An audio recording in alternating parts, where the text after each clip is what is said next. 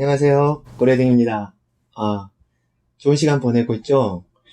보통 이제 일요일 이렇게 밤이 되면은 내일, 월요일이 오는 시간 때문에, 극심한 스트레스를 받는 사람들이 많습니다. 저는 지금 더 긴장되고 더 힘든 순간이거든요. 내일 프로젝트가 이제 마무리가 되는 시간이에요. 그런데, 외부 업체에서 아직 결과가 오지 않고 있습니다. 새벽에 오게 될지 아니면 또 아침에 가서 결과를 확인할지 모르겠는데, 내일, 회사에서 많은 사람들이 기다리고 있을 거예요. 이 프로그램에 대해서 마무리를 지어야 되니까. 그래서 조금, 솔직히 월요일이 오는 것이 약간, 두렵긴 하지만, 어차피 제가 선택한 거고 또한 시작한 부분이기 때문에 내일 그, 결과가 발표되는 그 순간까지 최선을 다해서, 도전을 해보려고 합니다. 저는 이렇게 무모한 도전들을 많이 하고, 그것 때문에 때로는 좌절도 많이 하고, 실패도 많이 경험을 했습니다. 저번 영상에 이야기한 것처럼, 실패라고 하는 것은 없고, 성장이라고 생각을 하면서, 지금도, 마음속이 쿵닥쿵닥 거리지만, 감내하면서 이겨내고 있는 중입니다. 여러분도 내일 어떤 이제 스트레스를 받을 수 있는 업무 또한 그 프로젝트들이 또 과중한 또한 일들이 쌓여서 두렵긴 하겠지만 고래등처럼 한번 최선을 다해서 내일은 내일이고 또 오늘은 오늘이고 내일 뭐 죽게 하겠어 라는 그런 마음으로 한번 버텨봤으면 좋겠습니다. 저는 1999년도에 갑자기 생겨버린 그 하나 좀 이상한 병이 생겼어요. 그런데 제가 싱큐베이션 그 프리싱커라고 하는 모임에 갔는데 테피드라고 하는 분이 그 이야기를 하더라고요. 백지공포증. 혹시 백지공포증이라고 한번 들어보셨나요? 백지공포증이라고 하는 거는 백지가 딱 보여지게 되면 그곳에다가 어떻게 글을 써야 될지 모르는 그런 일입니다. 제가 1999년도에 대학교를 휴학하고 처음 들어갔던 곳이 서해병원이에요. 그 서해병원 전산실에 들어가게 됐는데 제 사수와 함께 그 병원에 이제 들어가게 됐습니다. 그런데 저는 이제 대학교에서 그래도 컴퓨터를 조금 잘 만진다고 그래서 그 사수를 제가 지금처럼 제가 이제 잘 사람들을 설득을 하거든요. 그래서 그분이 대구 그 종합금융회사에 있었어요. 연봉이 거의 한 5, 6천? 그 당시에 1999년도에. 그런데 그분을 제가 평생 직장을 얻을 수도 있는 분을 제가 이 IT 세계로 바깥으로 데리고 온 거죠. 그런데 제가 이제 프로그램을 잘 짤 거라고 생각하고 이분하고 같이 일을 받아서 하고 있는데 제가 프로그램을 하나도 짤 줄 모르는 거예요. 경험이 하나도 없었던 거죠.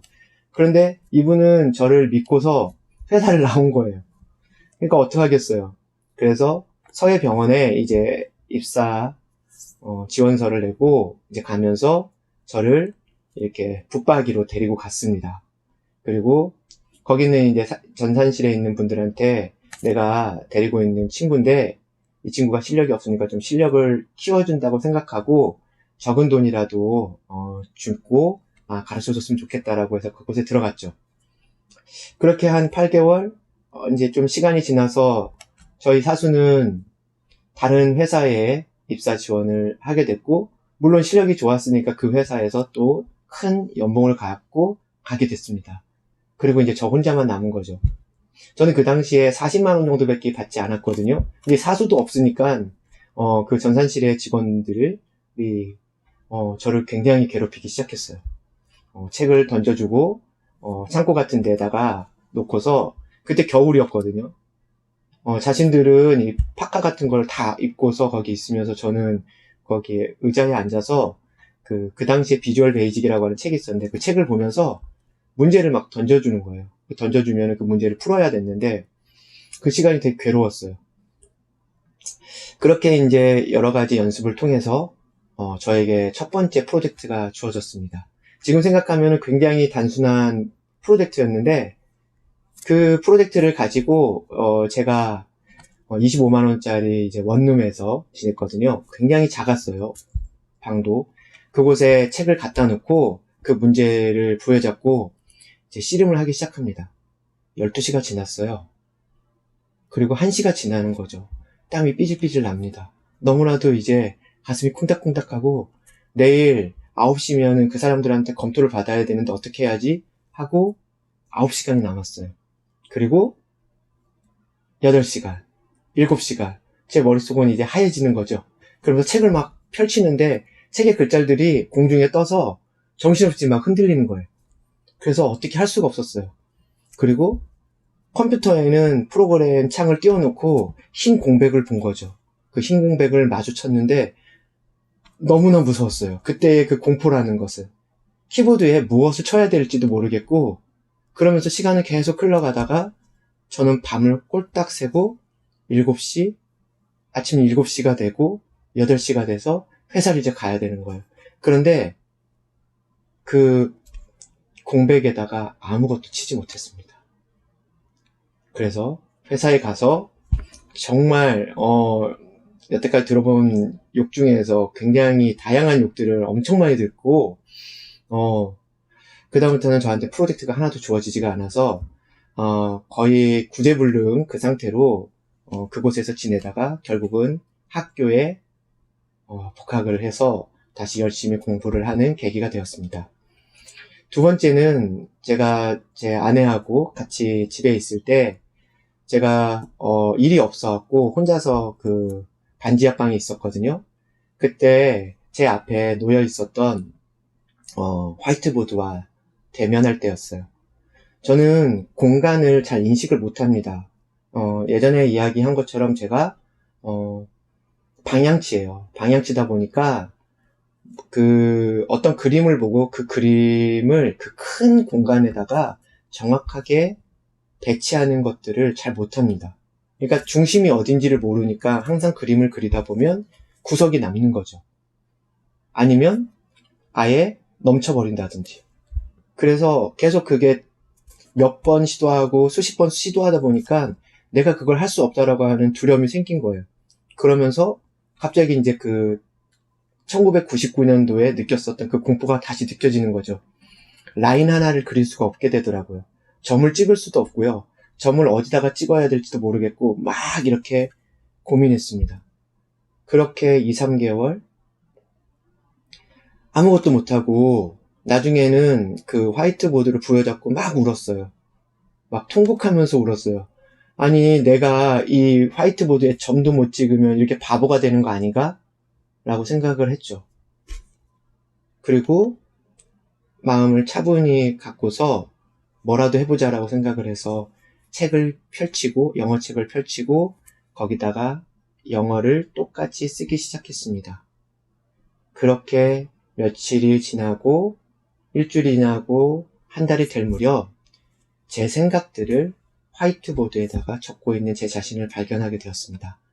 그렇게 해서 저는 지금도 글씨를 그 훈련을 하는 걸 멈추게 되면 다시 그 백지공포증이 오게 돼요. 그래서 저는 다른 사람들은 저보고 왜 이렇게 매일마다 이렇게 도전을 하고 그렇게 무모하게 살아가냐고 얘기를 하는데 제가 멈춰버리면 다시 그 백지공포증이 저에게 올까봐 두려워서 그렇습니다.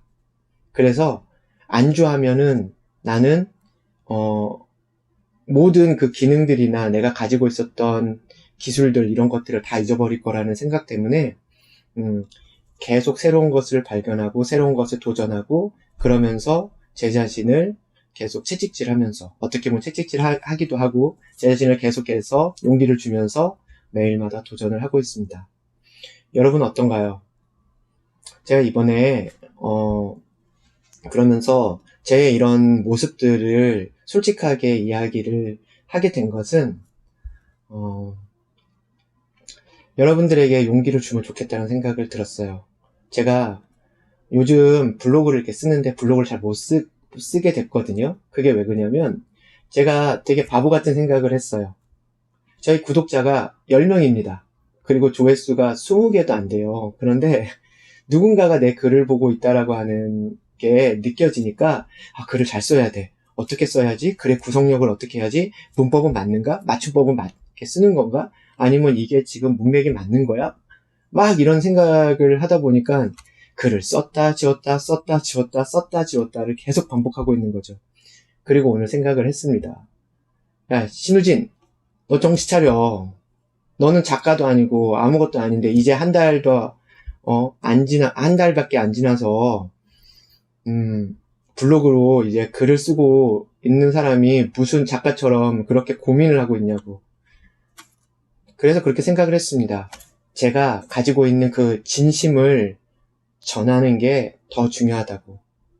물론 제가 어떤 문해력도 부족하고 또한 문법에 대한 거 맞춤법도 부족할지 모르지만 여러분을 향한 그런 진심, 내가 가지고 있는 거, 나처럼 이렇게 어떤 부족했었던 그 모습들을 어떻게 극복을 하고 또 어떻게 성장을 했는지, 그리고 제가 어떻게 이런 모습으로 여러분들 앞에서 이렇게 영상을 찍고 있는지를 이야기를 한다면 더 좋겠다는 생각을 가졌습니다.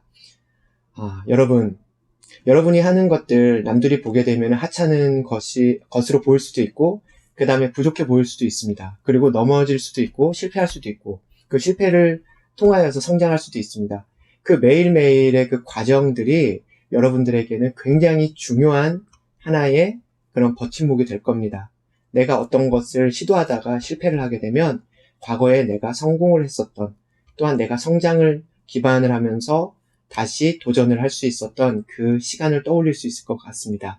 제 아내도 마찬가지고요. 제 아내도 보컬을 하면서 이제 2개월이 됐는데 아직도 높은 소리를 내지 못하고 있습니다. 그러면서 좌절할 때도 있죠.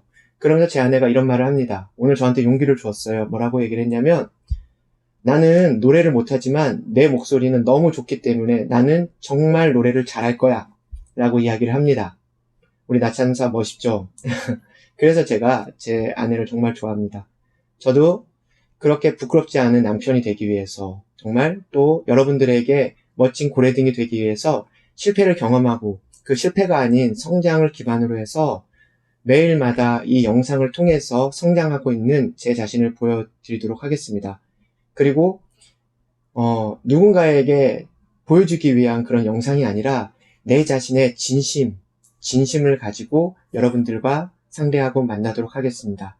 그렇게 되면 여러분들도 제 모습을 보고 용기를 정말로 얻을 거라고 생각합니다. 내일 두려운 월요일입니다. 하지만 분명히 여러분들에게 새로운 하루가 될 것이고, 누군가에게는 없을 그 월요일 정말 소중하게 생각하고 모든 일들에 대해서 긍정적인 마음을 가지고 내일도 전진하길 바랍니다. 그리고 내일 프로젝트가 어떻게 된다고 할지라도 그 발표의 순간까지 최선을 다하는 고래등이 되겠습니다. 멋지게 우리 승리하는 하루 만들어 봅시다. 고래등이었습니다. 감사합니다.